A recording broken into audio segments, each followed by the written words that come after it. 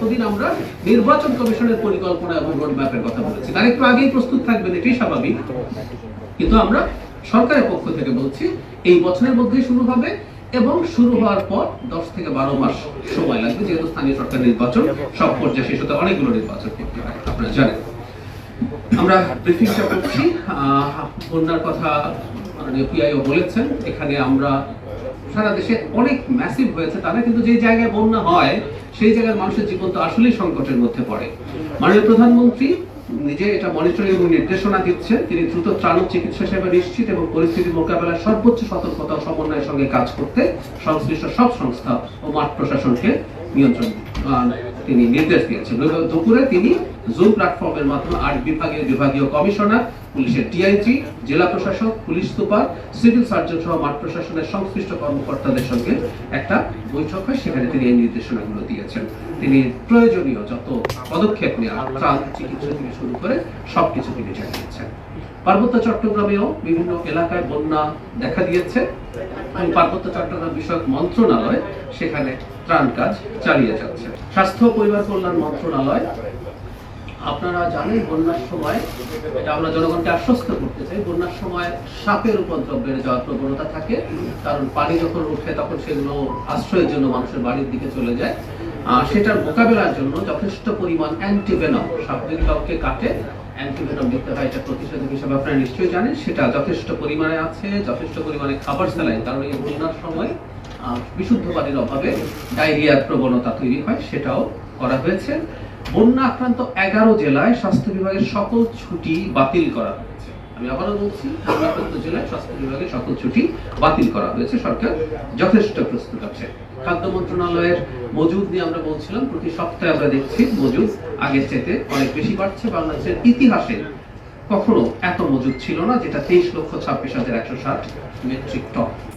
আমাদের উঠে দাঁড়াতে হবে। স্পিড, সকল অন্যায়ের বিরুদ্ধে রুখে দাঁড়ানোর এনার্জি পার্টনার। প্রাথমিক ও গণশিক্ষা মন্ত্রণালয়, এখানে একটা খুব ইন্টারেস্টিং ফাইন্ডিং আছে। বৃত্তি পরীক্ষা সব বছরই হয়, বৃত্তি পায় মানুষ, কিন্তু আমি এবার একটা পরিসংখ্যান দেখে আমার ইন্টারেস্টিং মনে হলো। সেটা হচ্ছে বৃত্তিপ্রাপ্ত, আচ্ছা কতজন পেয়েছে সেটা একটু জানিয়ে রাখি। ট্যালেন্ট পুলে 32,965 জন, সাধারণ ক্যাটাগরিতে 46,281 জন। বৃত্তিপ্রাপ্ত মোট শিক্ষার্থীর মধ্যে ছাত্র হচ্ছে 45.29% এবং ছাত্রী হচ্ছে 54.71%। মানে ছাত্রীর সংখ্যা, ছাত্রের মানে পার্সেন্টেজ 10% বেশি। মানে এটা একটা অসাধারণ ব্যাপার আমাদের মতো দেশের জন্য। বিভিন্ন ক্ষেত্রে নারীরা কত এগিয়ে যাচ্ছে তার একটা প্রমাণ। আবারও বলছি, ছাত্র 45.29% এবং ছাত্রী 54.71% বৃত্তি পেয়েছে। এরা কিছুদিন আগে আপনাদেরকে জানিয়েছি, এমনকি আমাদের অনেক ক্ষেত্রে এক ধরনের রক্ষণশীল সমাজ হলেও আমাদের প্রাইমারি যে ফুটবল কম্পিটিশন হয়েছিল সেটা নারী এবং ছাত্র এবং ছাত্রীদের ফুটবল টিমের সংখ্যা একেবারেই সমান ছিল। সড়ক পরিবহন সেতু মন্ত্রণালয়ের আমরা টোলের কথা বলেছি, সেইটা কাজ এগিয়ে চলছে। মুক্তিযুদ্ধ বিষয়ক মন্ত্রণালয়, আপনারা জানেন এটা জুলাই মাস এবং জুলাই মাসে আমাদের যে গণঅভ্যুত্থান, সেটা মূল কর্মসূচিগুলো মুক্তিযুদ্ধ মন্ত্রণালয়ের অধীনে এবং অনেকটা সাংস্কৃতিক মন্ত্রণালয়ের, সংস্কৃতি বিষয়ক মন্ত্রণালয়ের অধীন আছে। আপনারা জানেন আছে 12:30 সেখানে একটা ব্রিফিং আছে, সেই কর্মসূচি জানানো হবে। মুক্তিযুদ্ধ মন্ত্রণালয়ের উদ্যোগে 16 জুলাই সকালে রায়ের বাজারে জুলাই শহীদদের কবরের পাশে দোয়া মোনাজাত ও ফাতিহা পাঠ, রংপুর রোকেয়া বিশ্ববিদ্যালয় আবু সাইদ স্মরণে আলোচনা সভা, প্রমাণপত্র প্রকাশ, প্রাইভেট বিশ্ববিদ্যালয়ের রেজিস্ট্যান্স ডে উদযাপন, মাদ্রাসা শিক্ষার্থীদের রেজিস্ট্যান্স ডে উদযাপন এবং 5 আগস্টে তো সংবর্ধনা আছে জুলাই শহীদ এবং যোদ্ধা পরিবারগুলোর। আমরা খুব সামনেই 16 তারিখ সম্ভবত আমরা খুবই সিগনিফিক্যান্টলি এই অভ্যুত্থানের, আমি একটু পেছনে যে সম্ভবত 15টাকে সিগনিফিক্যান্স শুরু হয় সবচেয়ে বেশি, কারণ ওই দিন ঢাকা ইউনিভার্সিটিতে ছাত্রলীগ হামলে করেছিল স্টুডেন্টদের উপরে এবং অনেক নারী শিক্ষার্থী, অনেক ছাত্রী মারাত্মকভাবে আহত হয়েছিলেন। তারপর 16 তারিখ আবু সাইদ। তো আমরা জুলাইতে যা হয়েছে গণঅভ্যুত্থানকে নিশ্চিতভাবেই এই সরকার ধারণ করে। এই গণঅভ্যুত্থানে বিএনপির একটা খুবই গুরুত্বপূর্ণ হিস্সা আছে। বর্তমান প্রধানমন্ত্রী শুরু থেকে এটার সাথে জড়িত ছিলেন, সুতরাং যথাযোগ্য মর্যাদা দিয়ে এটাকে পালন করা হবে। এবং শুধু পালন না, আমরা যে কথাটা রিপিট করার চেষ্টা করছি, যে গণঅভ্যুত্থান যে স্পিরিটের কারণে হয়েছে, সেই স্পিরিট আমরা মানুষের মাঝে ছড়িয়ে দিতে চাই। বাণিজ্য মন্ত্রণালয় আন্তর্জাতিক বাণিজ্য সহযোগীকরণের লক্ষ্যে গুরুত্বপূর্ণ নীতিগত সিদ্ধান্ত নিয়েছে সরকার। মন্ত্রিসভার বৈঠকে আমদানি নীতি আদেশ 2026 থেকে 29-এর খসড়া অনুমোদন দেওয়া হয়েছে। এখানে বিস্তারিত বলা আছে কিভাবে আন্তর্জাতিক বাণিজ্য সহজ করা যাবে, সেটা আপনারা পেয়ে যাবেন। স্থানীয় সরকার, পল্লী উন্নয়ন ও সমবায় মন্ত্রণালয়, প্রধানমন্ত্রী তারেক রহমান ঢাকা উত্তর সিটি কর্পোরেশনের আমিনবাজার ও দক্ষিণ সিটির মাতুয়াইলে বর্জ্য থেকে বিদ্যুৎ উৎপাদনের দুটি প্রকল্প নিয়ে বৈঠক করেছেন। সচিবালয়ের বৈঠকটায় চীনের একটা গ্রুপের সাথে আমিনবাজারে একটি বর্জ্য বিদ্যুৎ উৎপাদন কেন্দ্র বিনিয়োগ করবে। প্রতিদিন ঢাকা শহরের প্রায় 3000 টন বর্জ্য ব্যবহার করে 42.5 মেগাওয়াট বিদ্যুৎ উৎপাদন করবে। 2028 সালের আগস্টের মধ্যে জাতীয় গ্রিডে সরবরাহ করা যাবে এবং এটা 25 বছর সরবরাহ করবে, এটা এক্সপেক্ট করা যায়।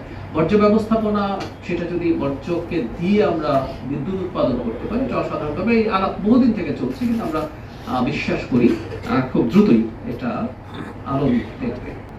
মৎস্য প্রাণী সম্পদ মন্ত্রণালয় বিভিন্ন উন্মুক্ত জলাশয়ে প্রচুর রেণুপোনা ছাড়া হচ্ছে। 19.931 মেট্রিক টন অবমুক্ত করা হয়েছে। এর বাইরে যেখানে মৎস্য আহরণ নিষিদ্ধ সেখানে তাদের অভিযান চলছে। বিজ্ঞান ও প্রযুক্তি মন্ত্রণালয় বিগত 15 থেকে 18 জুন INIR মিশনের সংক্রান্ত সেমিনার বাংলাদেশ পরমাণু শক্তি কমিশনের প্রধান আলোচনায় অনুষ্ঠিত। ওখানে যেটা হয়েছে, রূপপুর পারমাণবিক বিদ্যুৎ কেন্দ্রে বিভিন্ন অবকাঠামোগত উন্নয়ন পর্যালোচনা করা হয়েছে। IAEA এর 3 জন বিশেষজ্ঞ ওখানে উপস্থিত ছিলেন। আপনারা জানেন রূপপুর পারমাণবিক বিদ্যুৎ কেন্দ্র খুব দ্রুত আমাদের গ্রিডে বিদ্যুৎ সরবরাহ করতে যাচ্ছে, প্রথম ইউনিটটা, সেটা একটু। যুব ও ক্রীড়া মন্ত্রণালয় বয়স ভিত্তিক সাঁতার কম্পিটিশন শুরু হয়েছে 11 জুলাই থেকে। বয়স ভিত্তিক, এটা ইম্পর্টেন্ট। আমরা প্রায় বলছি যে আমাদের জাতীয় পর্যায়ে যত কম্পিটিশন হচ্ছে, এই সরকার চায় কিশোর তরুণদেরকেও যত বেশি সম্ভব ক্রীড়া এবং অন্যান্য সাংস্কৃতিক কর্মকাণ্ডে অন্তর্ভুক্ত করা যায়, সেই চেষ্টা, সেই কারণে এটা খুবই সিগনিফিক্যান্ট বলে আমরা মনে করি। শ্রম কর্মসংস্থান মন্ত্রণালয়, তারা তাদের যেসব রেগুলার কাজ সেগুলো তারা করে যাচ্ছেন। মূলত বিভিন্ন কিছু শ্রম আইন যেখানে ভঙ্গ হচ্ছে সেটার ক্ষেত্রে তারা ব্যবস্থা নিচ্ছে। একটা গুরুত্বপূর্ণ পদক্ষেপ আমরা মনে করি, কারণ এখানে প্রান্তিক মানুষ হওয়ায় আমরা সবসময় যোগাযোগে থাকি না, সেটা হচ্ছে চা শিল্পের উন্নয়ন, চা শিল্পের স্থিতিশীলতা বজায় রাখা, চা শ্রমিকদের কল্যাণ নিশ্চিতকরণের লক্ষ্যে শ্রম কর্মসংস্থান মন্ত্রণালয় মাননীয় উপদেষ্টা সভাপতিত্বে মালিক পক্ষ বাংলাদেশ চা শ্রমিক ইউনিয়নের প্রতিনিধিদের সঙ্গে মত বিনিময় সভা অনুষ্ঠিত হয়েছে। আমরা খুব যারা খোঁজ খবর রাখি তারা জানি চা শিল্পে কর্মরত শ্রমিকদের জীবন মানে খুব বড় প্রশ্ন আছে। এটা দীর্ঘদিনের পুঞ্জীভূত সমস্যা, তাই সরকার সেটা সমাধান করার জন্য আন্তরিকভাবে কাজ করছে। প্রবাসী কল্যাণ ও বৈদেশিক কর্মসংস্থান মন্ত্রণালয়, আপনারা জানেন যে 1 কোটি দক্ষ কর্মী আমরা প্রেরণ করতে চাই আগামী 5 বছরে। সেটার জন্য যা যা প্রয়োজন, তাদের ভাষাগত সমস্যা সমাধানের চেষ্টা হচ্ছে, তাদেরকে দক্ষ করে তোলার চেষ্টা হচ্ছে, এবং যে দেশগুলোতে আমরা কর্মী প্রেরণ করতে চাই তাদের সাথে দ্বিপাক্ষিক সব আলোচনা কন্টিনিউ করছে। আমাদের এখন পর্যন্ত 2015 থেকে 26 সালে একটা পরিসংখ্যান 45 লক্ষাধিক কর্মী প্রেরণের মাধ্যমে সৌদি আরব বাংলাদেশের শীর্ষ শ্রম বাজার হিসেবে অবস্থান ধরে রেখেছে। এরপরই প্রধান গন্তব্য ওমান 9.36 লাখ, মালয়েশিয়া 8.45 লাখ এবং কাতার 7.14 লাখ। পরিবেশ, বন, জলবায়ু পরিবর্তন মন্ত্রণালয় বিশ্ব পরিবেশ দিবসে মাননীয় প্রধানমন্ত্রী বৃক্ষরোপণ অভিযান ও বৃক্ষ মেলা উদ্বোধন করেছেন। 3 মাস ব্যাপী বৃক্ষরোপণ অভিযান শুরু হলো। আপনারা নিশ্চয়ই জানেন বর্ষার সময় গাছ লাগানোর সবচেয়ে উপযুক্ত সময়, কারণ এই সময়টার মধ্যে গাছ তার মোটামুটি একটা চারা থেকে একটা ভিত্তি পেয়ে যায়। এবং আপনারা এই সরকার ক্ষমতায় আসার আগে বিএনপি যেভাবে প্রতিশ্রুতি দিয়েছিল বৃক্ষরোপণে, সেটা ঠিকঠাক মতো কন্টিনিউ করছে। এখানে আরেকটা গুরুত্বপূর্ণ নিউজ আমি বলবো, এটার সাথে জড়িত, সেটা হচ্ছে বায়োমেডিক্যাল ওয়েস্ট ম্যানেজমেন্ট এটার জন্য একটা ট্রিটমেন্ট প্ল্যান করা হয়েছে। এটা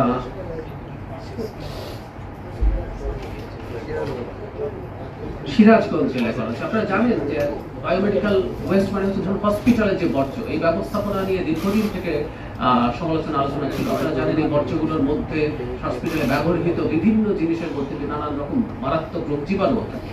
তো এই ডিসপোজাল নিয়ে আলাপ, এবং আমি আপনাদেরকে এই প্রসঙ্গে একটু ব্যক্তিগতভাবে তথ্য দিই। ঢাকা মেডিকেল কলেজের যে বিয়ে হয়েছে, জন্মদিন প্রতিষ্ঠা বার্ষিকী 81তম, মাননীয় প্রধানমন্ত্রী সেখানে ছিলেন।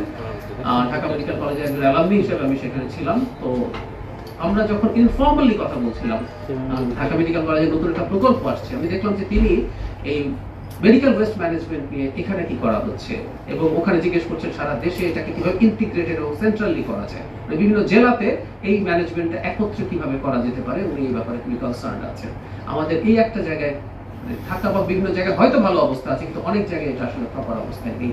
সো এটা খুব জরুরি ব্যাপার, কারণ আমাদের অনেক রোগ ছড়িয়ে পড়তে পারে, মারাত্মক রোগ ছড়িয়ে পড়তে পারে এই ওয়েস্ট থেকে। পরিকল্পনা মন্ত্রণালয় ভোক্তা মূল্য সূচক তারা প্রকাশ করেছেন, মজুরির হার প্রকাশ করেছেন, এগুলো তাদের খুব রেগুলার কাজ, তারা সেগুলো করছেন।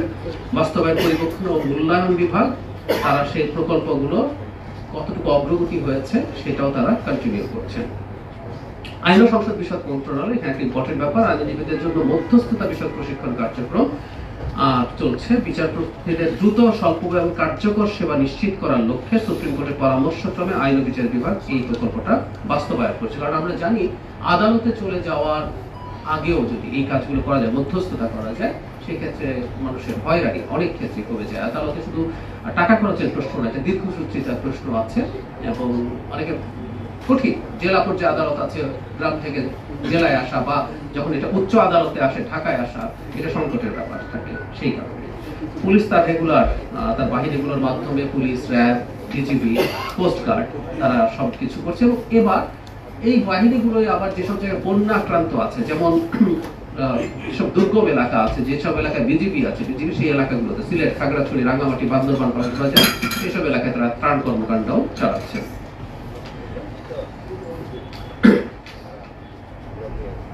আইএসপিআর থেকে কিছু তথ্য আপনারা জানেন, গার্ড রেজিমেন্টের প্রতিষ্ঠাবার্ষিকী পালন হয়েছে।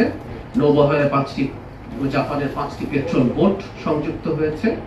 আর আমি ছোট্ট একটু তথ্য, একটা আপডেট দিয়ে দিতে চাই। বন্যার আপডেটটা হচ্ছে এখন পর্যন্ত আপনারা পেয়ে যাবেন বিস্তারিত তথ্য এখানে। এখন পর্যন্ত আক্রান্ত জেলা 7টি, খাগড়াছড়ি, রাঙ্গামাটি, বান্দরবান, কক্সবাজার, চট্টগ্রাম, মৌলভীবাজার এবং হবিগঞ্জ। উপজেলার সংখ্যা 59টি, ক্ষতিগ্রস্ত পৌরসভা ইউনিয়নের সংখ্যা 334টি, পৌরসভা 12টি। পানিবন্দী পরিবারের সংখ্যা 1,55,311টি, ক্ষতিগ্রস্ত লোক সংখ্যা 6,09,411 জন। এখন পর্যন্ত 54 জন মানুষ মারা গেছেন, খুবই মর্মান্তিক আমাদের জন্য। প্রতিটা মৃত্যু আমরা এক্সপেক্ট করি না একটাও। এটা রাঙ্গামাটিতে 3 জন, বান্দরবানে 6 জন, কক্সবাজারে 31, চট্টগ্রামে 13, মৌলভীবাজারে 1 জন। আহত হয়েছিল 39 জন। সারা দেশে আশ্রয় প্রদান করার জন্য 1049টি আশ্রয় কেন্দ্র খোলা হয়েছে। মোট 38,422 জন লোক আশ্রয় গ্রহণ করেছেন। আমরা একটা কথা একটু জনগণকে বলতে চাই, আশ্রয় কেন্দ্রে যাওয়াটা ভালো। মানে অনেক সময় যেটা হয়, মানুষ তার সর্বস্ব হারিয়ে ফেলতে পারেন, এই ধরনের ঝুঁকি বোধ করে অনেক সময় বাড়িতে থাকার একটা প্রবণতা আছে। কিন্তু আমরা এনকারেজ করব, তারা যদি এই ধরনের সংকট দেখেন, সরকারি হাসপাতালগুলোতে যাওয়া উচিত হবে। আর যারা আছেন তাদের কাছেও সরকার নিশ্চয়ই ত্রাণ এবং অন্যান্য প্রয়োজনীয় সামগ্রী নিয়ে পৌঁছে যাবে।